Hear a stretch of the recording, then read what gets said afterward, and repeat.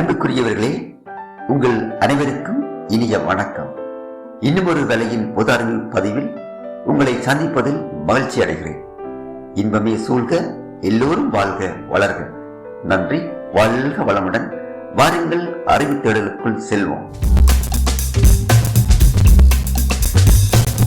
T20 உலக கோப்பையை 3வது முறையாகவும் வென்று மகுடம் சூடிய அணி எது?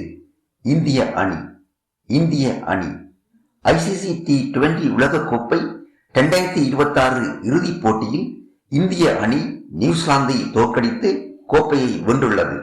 இந்த வெற்றியின் மூலம் இந்திய அணி 2007 மற்றும் 2024 ஆண்டுகளை தொடர்ந்து 3வது முறையாக T20 உலக கிண்ணத்தை மீண்டும் தன்வசப்படுத்தி கோப்பையை வென்று முதல் அணி என்ற வரலாற்று சாதனையை படைத்துள்ளது. ஈரானுக்கு எதிரான போர் தொடரும். இஸ்ரேல் பிரதமர் அறிவிப்பு. இங்கு இஸ்ரேல் பிரதமரின் பெயர் என்ன? Benjamin Netanyahu.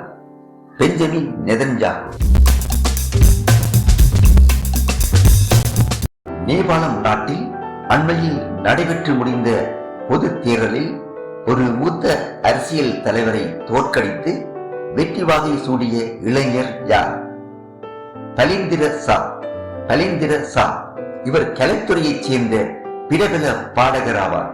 கடந்த ஆண்டு நேபாளத்தில் சட் தலைமுறையினரால் முன்னெடுக்கப்பட்ட பாரிய மக்கள் போராட்டத்தின் ஊடாக அப்போதைய அரசாங்கம் கவிழ்க்கப்பட்டது. இது நேபாள அரசியலில் ஒரு வரலாற்று சிறப்புமிக்க மாற்றமாக கருதப்படுகின்றது. ரயில் சேவையை திறம்பட நடத்துவதன் ஊடாக வீதி விபத்துக்களை தடுப்பதுடன் வாகன புகையின் அளவை குறைக்கும் நோக்குடன் ஜனாதிபதி அனுரா அவர்களினால் புதிய திட்டம் ஆரம்பிக்கப்பட்டுள்ளது. அந்த திட்டத்தின் பெயர் என்ன? கனவு தரிப்பிட திட்டம். கனவு தரிப்பிட திட்டம். இந்த திட்டத்துக்காக 100 ரயில் நிலையங்கள் தெரிவு செய்யப்பட்டுள்ளன. குழந்தைகளை விட செல்ல பிராணிகளை அதிகமாக வளர்க்கும் நாடு எது? ஜப்பான். ஜப்பான். ஜப்பானில் தனியாக வசிக்கும் முதியோர் தங்களுடைய துணைக்கும் ஆறுதலுக்கும் செல்ல பிராணிகளை அதிகம் வளர்ப்பதாக ஆய்வுகள் தெரிவிக்கின்றன. அமெரிக்காவுடன் வர்த்தக பேச்சுவார்த்தைகளை ஊக்குவிக்க இலத்திரனியல் சேவை வரிகளை அண்மையில் இரத்து செய்த நாடு எது? கனடா. கனடா.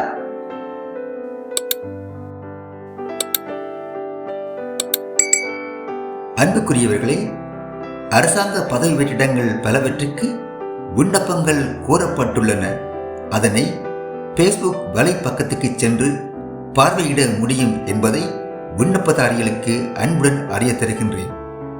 மற்றொரு பொது அறிவு பக்கத்தில் சந்திப்பேன் என்ற நம்பிக்கையுடன்